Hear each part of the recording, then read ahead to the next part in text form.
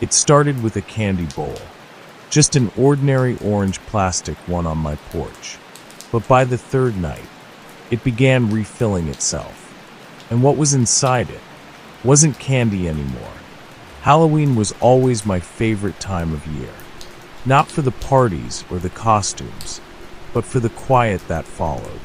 When the last of the trick-or-treaters left, the streets would go still. The leaves would rustle like whispers, and I could finally breathe. I live alone, in a small house on a dead-end street. The kind of place where the mailbox leans, and the neighbors wave from a distance. I work remote, design ads, and drink too much coffee. My life's simple, predictable, comfortably dull. This year, I bought a cheap pumpkin-shaped candy bowl from the dollar store.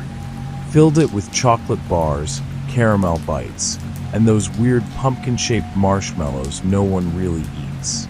I left it on the porch with a little handwritten sign. Take one, smiley face.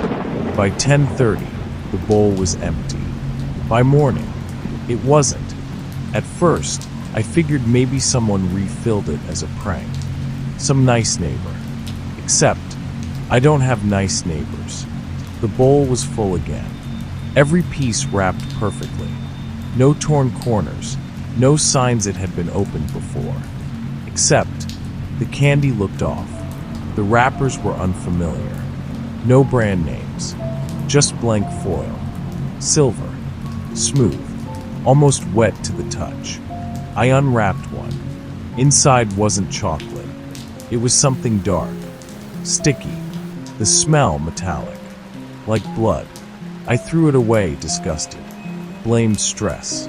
Too much caffeine. Too little sleep. But that night, I heard something on the porch. A clack. Then a slide. Like plastic scraping wood. I turned on the porch light. Nothing. Just the bowl. Sitting exactly where it had been. Full again. By the third night, I stopped going near it. But I couldn't ignore it either. Every time I passed the window, I'd glance out. And there it was. That grinning pumpkin bowl, glowing under the porch light. Full. I decided to film it. Set up my phone on the window ledge. Aimed right at the porch. Hit record. Nothing happened for hours. Just wind. Branches. Moths flickering around the light. Then, at 2:13 a.m., something moved. The candy bowl shifted. Not much. Just a nudge. Then again. And again. Like something underneath it was pushing upward. I leaned closer to the playback. The video glitched. A static flicker. And suddenly, there was someone on the porch. A shape. Crouched. Thin arms reaching toward the bowl. But when the figure lifted its head, it wasn't wearing a mask. It didn't have a face at all. The next morning, I deleted the video. I didn't want proof. But when I opened the front door, the bowl was inside, sitting neatly on the entryway floor. And inside it, the same blank wrappers, each one labeled now, each one with a word. Names, in black ink. My name, my parents, people I hadn't spoken to in years. And at the bottom of the bowl, a single piece of candy, unwrapped, shaped like a human tooth. I dropped it and ran, locked myself in the bathroom, shaking. Through the thin door, I heard the sound again. Clack, slide, clack.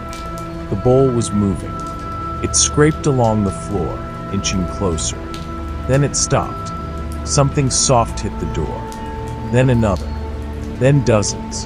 When I looked down, wrapped candies were sliding under the crack. Dozens of them, piling up by my feet. And under the foil, I could hear them moving. I ran, out the back door, down the street barefoot. Didn't stop until I reached the gas station at the corner. The clerk looked at me like I was crazy, but when I told him what happened, he went pale. Candy bowl, he whispered. You live on the old Whitby lot, don't you? I nodded. He backed away. They did that once, years ago. the Whitby family. He glanced at the candy display like he didn't want to say more. Found the whole family dead in the kitchen. All of them, mouths full of candy. Except it wasn't candy. I didn't ask what it was.